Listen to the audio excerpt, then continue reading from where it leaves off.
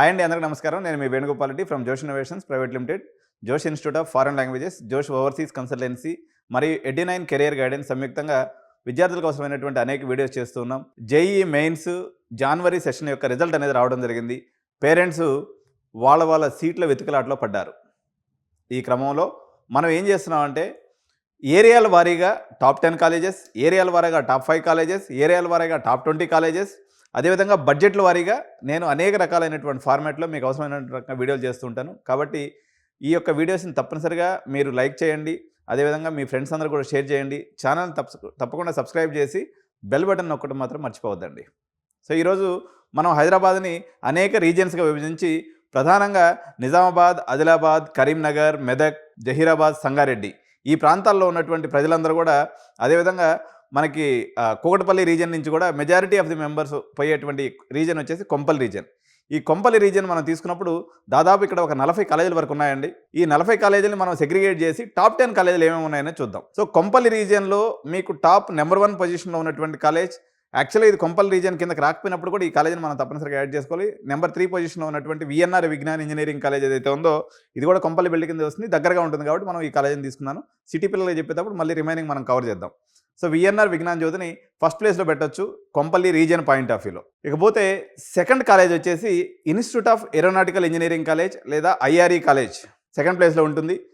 ఈ ఏరియాకి సంబంధం లేకపోయినా కొంతవరకు ఈ బెల్ట్లో నుంచి సెగ్రిగేట్ అవుతున్నటువంటి స్టూడెంట్స్ వచ్చేసి దీంతో ఈక్వల్గా పిల్లలు ఎక్కువ ఆదరిస్తున్నటువంటి కాలేజ్ వచ్చేసి Geethanjali college of engineering. IRE, Geethanjali ఇంచుమించు ఒకే లెవెల్లో పోతూ ఉంటాయండి. మా పర్సంటేజ్ పాయింట్ ఆఫ్ వ్యూలో కానీ ఇవన్నీ కూడా టగ్ ఆఫ్ కాంపిటీషన్ ఉంటుంది. దేనికి మెరిట్స్, డిమెరిట్స్ మనం 1 by 1గా చర్చిద్దాము.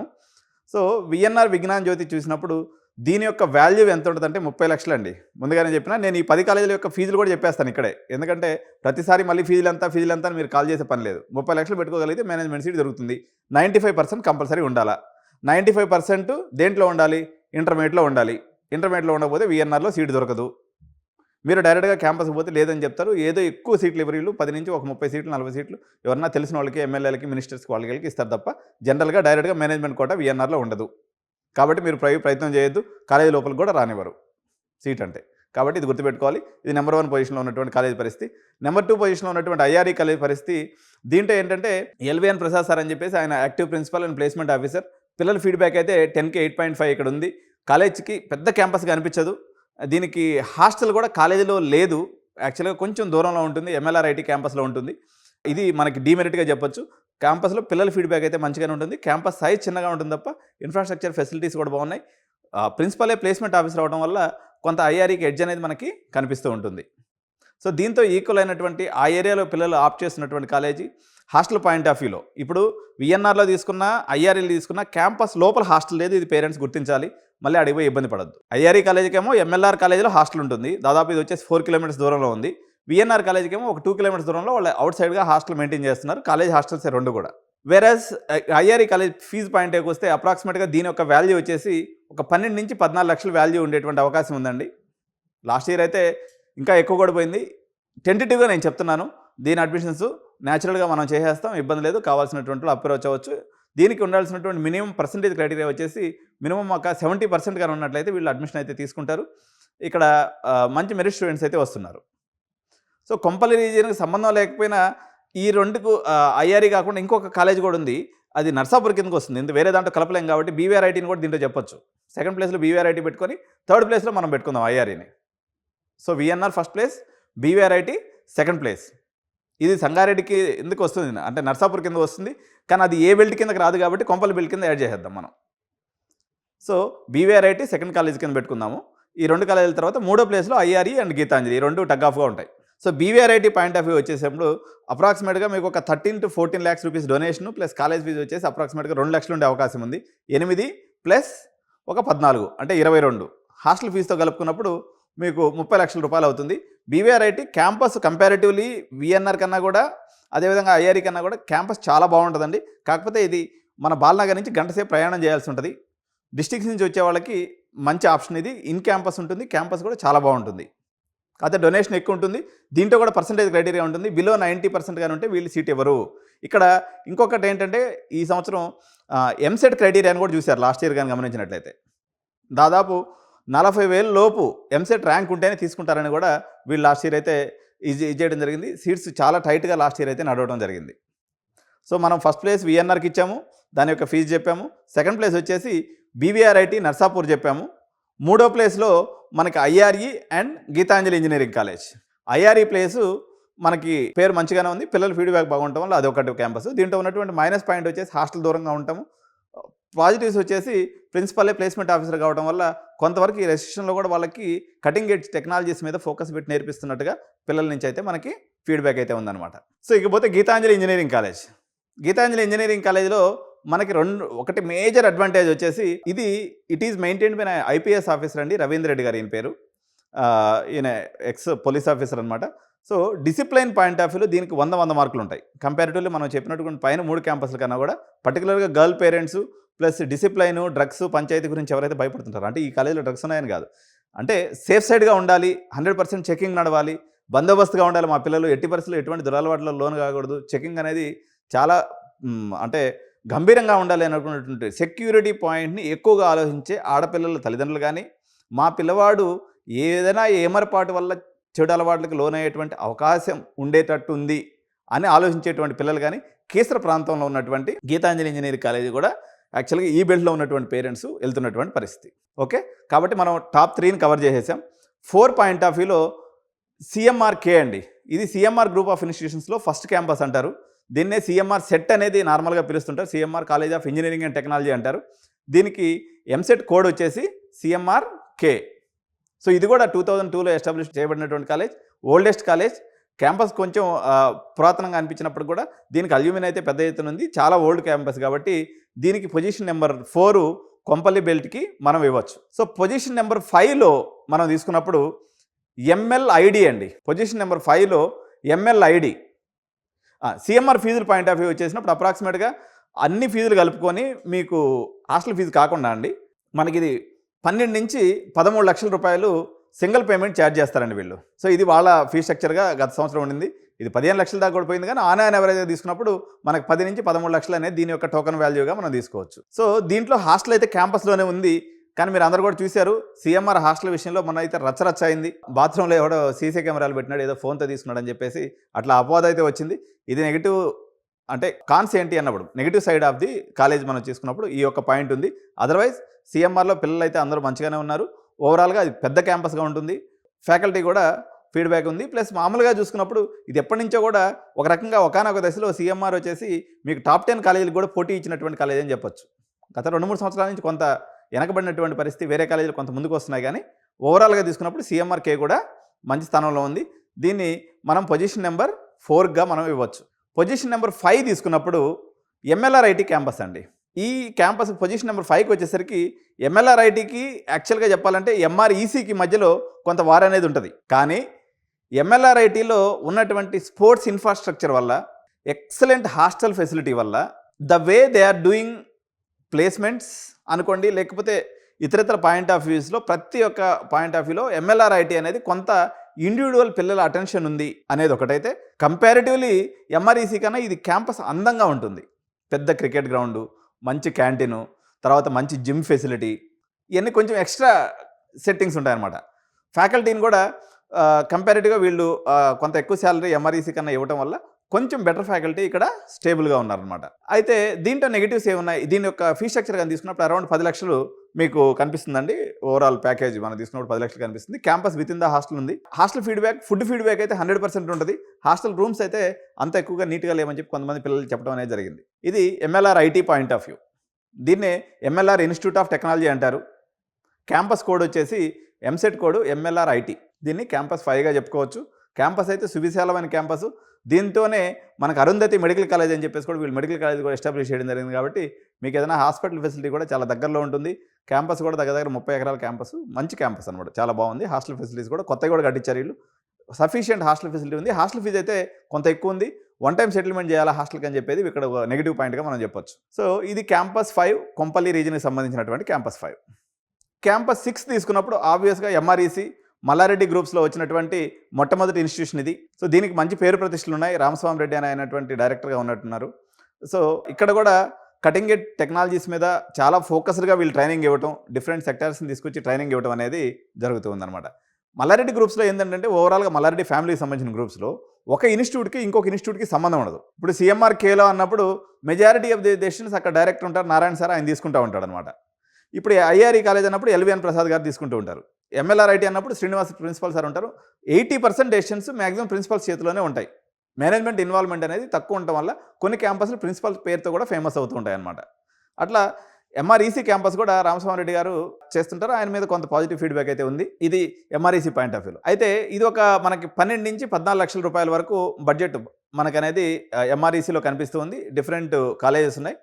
అయితే ఇది ఎప్పటి నుంచో యాక్చువల్గా అయితే IRE వెనకబడినటువంటి పరిస్థితుల్లో కూడా ఫస్ట్లో ఎట్లుండేదంటే ఒక 10 years బ్యాక్ తీసుకున్నట్లయితే MREC CMRకే టగ్ ఆఫ్గా ఉండేది. IRE చాలా వెనకబడి ఉండేది. IRE కానీ MLRIT కానీ. బట్ లాస్ట్ 5-6 yearsలో వాళ్ళు ముందుకు వచ్చారు, వీళ్ళు చాలా వెనకబడ్డారు. వెనకబడటం అంటే మల్లారెడ్డి సార్ పొలిటికల్గా వెళ్ళిపోవడం, దాని మీద కాన్సన్ట్రేషన్ ఎక్కువ లేకపోవడం కూడా దీనికి కారణమై ఉండొచ్చు. ఇదైతే టాప్ పొజిషన్ నెంబర్ 6గా MRECని మనం తీసుకోవచ్చు. పొజిషన్ నెంబర్ 7లో మనం తీసుకున్నప్పుడు కొంపల్లి రీజియన్లో మల్లారెడ్డి ఉమెన్స్ ఇంజనీరింగ్ కాలేజ్ అండి. దీనికి మాధవీలత గారు ప్రిన్సిపల్గా ఉంటారు. ఇది గర్ల్స్ క్యాంపస్ అయినప్పుడు కూడా ఆమె చాలా స్ట్రిక్ట్ ప్రిన్సిపల్ అని చెప్పేసి, దానికి సపరేట్ హాస్టల్ ఉంటుందని చెప్పేసి, తర్వాత ఆమె యొక్క ప్లేస్మెంట్ ట్రైనింగ్ అసలు మల్లారెడ్డి గ్రూప్ లాగా అనిపించదు, ఇక్కడ అన్ని కొత్త రూల్స్తో మాధవీలత మేడం రూల్స్తో నడుస్తుందని చెప్పేసి పిల్లలు చాలామంది చెప్తూ ఉంటారు. పాజిటివ్ ఫీడ్బ్యాక్ ఉంటుంది. నెగిటివ్ ఏంటంటే మేడం చాలా స్ట్రిక్ట్గా ఉంటారు అనేది నెగిటివ్ ఫీడ్బ్యాక్ తప్ప, ఓవరాల్గా తీసుకున్నప్పుడు ఫీడ్బ్యాక్ అనేది దాని మీద ఇబ్బంది ఏం లేదండి. సో ఇది Malla Reddy women's campus position number 7 కింద తీసుకోవచ్చు. పొజిషన్ నెంబర్ మనం 8లో తీసుకున్నప్పుడు CMRM అండి. పొజిషన్ నెంబర్ 8లో CMRM.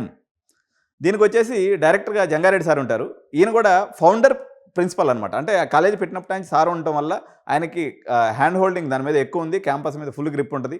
సో ప్రతి ఈచ్ అండ్ ఎవ్రీ పాయింట్ని పిల్లలు ఆయన చూసుకుంటారనేటువంటి మంచి పేరు ఉంది. కానీ ఎస్టాబ్లిష్మెంట్ని బట్టే ప్రీవియస్ ర్యాంక్స్ని బట్టే వస్తుంటాయి కాబట్టి ర్యాంక్స్ ప్రకారం తీసుకున్నప్పుడు మనకు వచ్చేసి CMRK కన్నా ఇది కొంచెం మనకి వెనకబడ్డట్టు అనిపిస్తుంది. కానీ టెక్నికల్గా చూసుకున్నప్పుడు ప్లేస్మెంట్స్ ప్రకారం చూసుకున్నప్పుడు కూడా CMRM యాక్చువల్గా చెప్పాలంటే ఫస్ట్ క్యాంపస్తో టగ్ ఆఫ్ కాంపిటీషన్ ఎప్పటికప్పుడు ఇస్తూ ఉంటుంది. But rankers point of view తీసుకున్నప్పుడు కూడా కొంచెం ఒక అరుగు వెనక ఉండాల్సినటువంటి పరిస్థితి. ఎందుకంటే ఎట్టయినప్పటికీ కూడా CMRK అన్న CMRM అనేది తమ్ముడు కాబట్టి తమ్ముడు కొంచెం ఒక అడుగు వెనక ఉండాలి కాబట్టి సిస్టమ్ అలా జనరేట్ చేయబడి ఉంది. సో ఇది పొజిషన్ నెంబర్ మనం 8కి వచ్చామండి.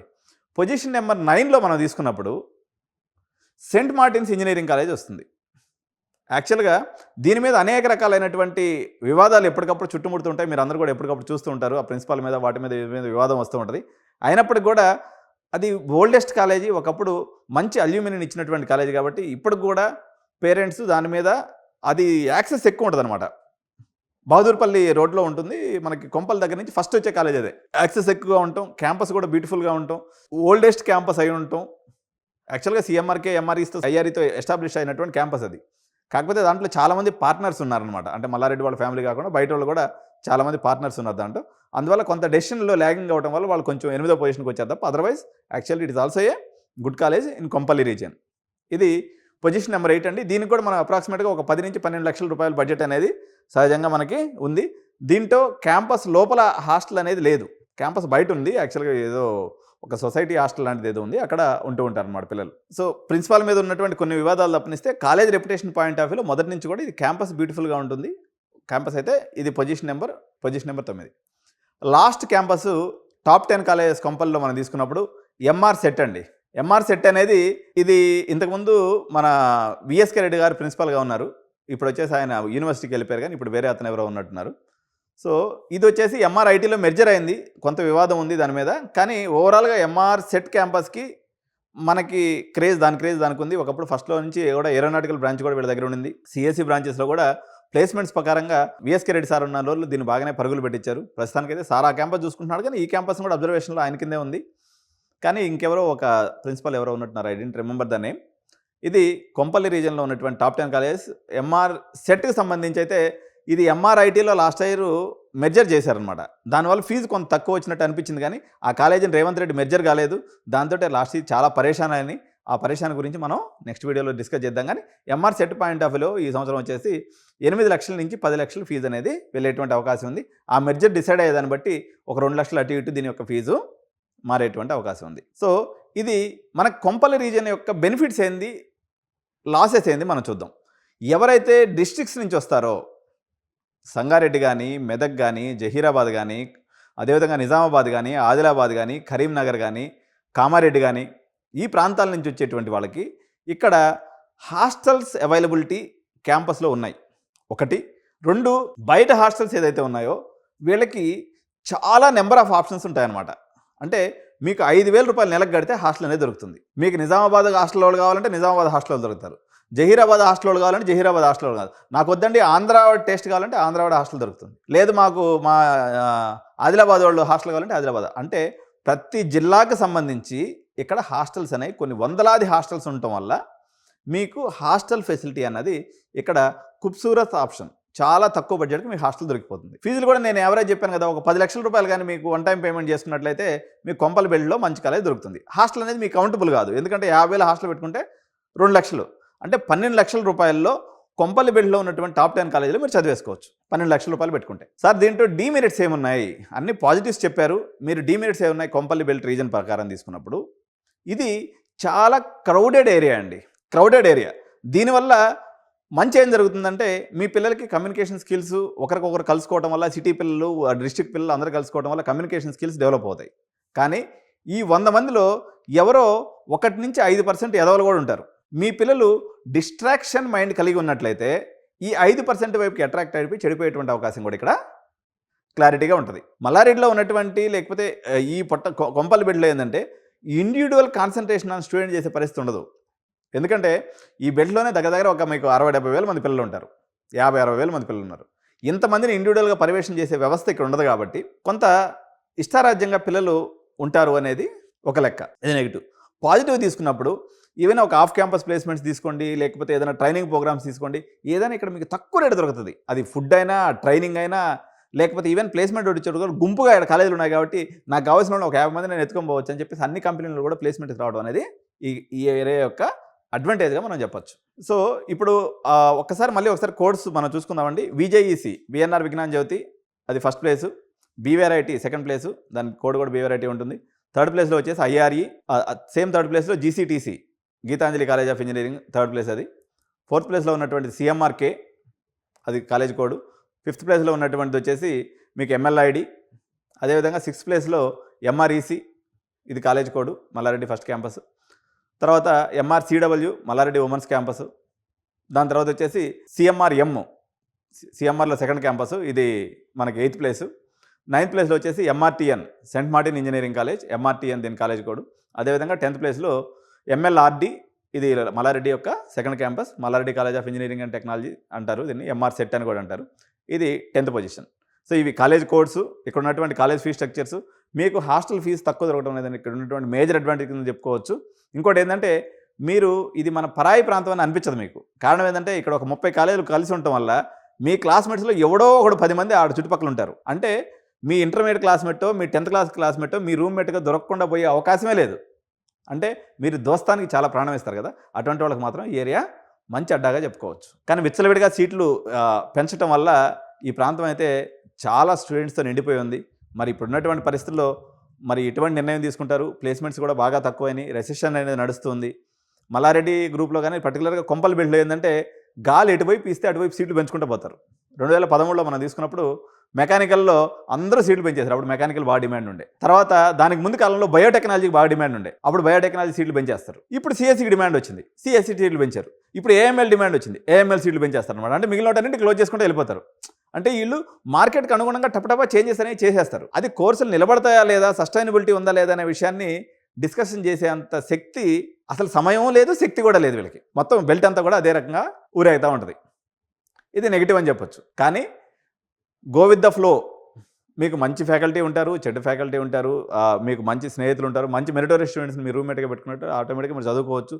ఆన్లైన్ రిసోర్సెస్ ఉన్నాయి కాబట్టి మీరు లోకల్లో చదువుకోవాలి అనుకున్నటువంటి ఈ పర్టికులర్ మన దక్షిణ తెలంగాణకు సంబంధించినటువంటి ఏదైతే ఉందో ఈ ప్రాంత వాసులకైతే మాత్రం ఇది పెట్టనుకోట అని చెప్పొచ్చు. అదేవిధంగా కూకట్పల్లి, మియాపూర్, చందానగర్, గచ్చిబౌలి ఈ సరౌండింగ్స్లో ఉన్నటువంటి పిల్లలు కూడా గోకరాజు, బీవీఆర్ఐటీ మెహంగా అయిపోయినాయి కాబట్టి, నారాయణమ్మ ఇటు పక్కన్ని కూడా మెహంగా అంటే ఎక్కువ రేటు ఉన్నటువంటి కాలేజెస్ ఉన్నాయి కాబట్టి జర బడ్జెట్లో పోవాలన్నటువంటి వాళ్ళకి కూడా ఈ కొంపల్లిబెల్ట్ అనేది మనకి చాలా రీజనబుల్ బెల్ట్గా అనిపిస్తుంది అనమాట. ఇప్పుడు మనం టాప్ 10 చూసామండి.